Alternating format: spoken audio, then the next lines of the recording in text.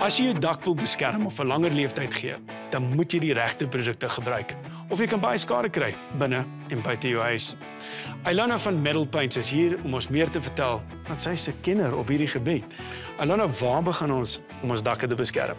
Jy begin by die begin met jou voorbereiding. Alright. Jou voorbereiding is baie belangrik met enige projek actually. En wat behels dit? So by jou dak begin jy hom behoorlik skoonmaak. Jy spuit hom af met 'n pressure hose Ja.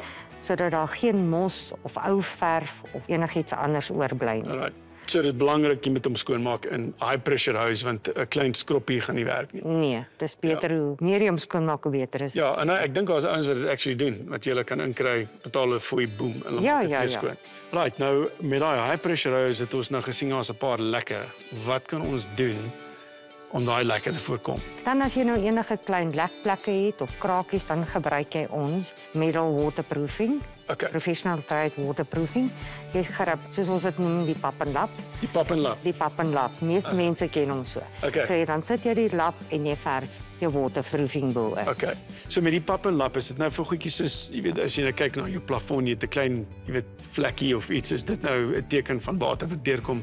Dis vir daai tipe lekke wat hierdie goed is. Dis reg, is dalk 'n skroef wat geroes is of so ietsie. Right. So dan sit jy jou lap oor en jy verf hom lekker daaroor en hy seël hom weer perfek. Okay, so ons het nou gepap en lap, wat volgende?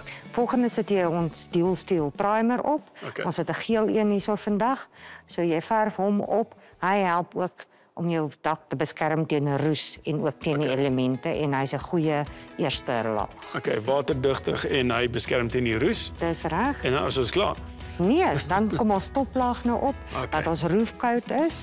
Hy's UV beskerm, so hy beskerm jou dak teen die son en al die elemente. En vir daai kykers wat nie weet nie, wat beteken dit as hy UV beskermd is? Hy beskerm teen al die elemente soos die son, die weer, die reën. Hy beskerm ook jou verf, laat jou kleur langer hou.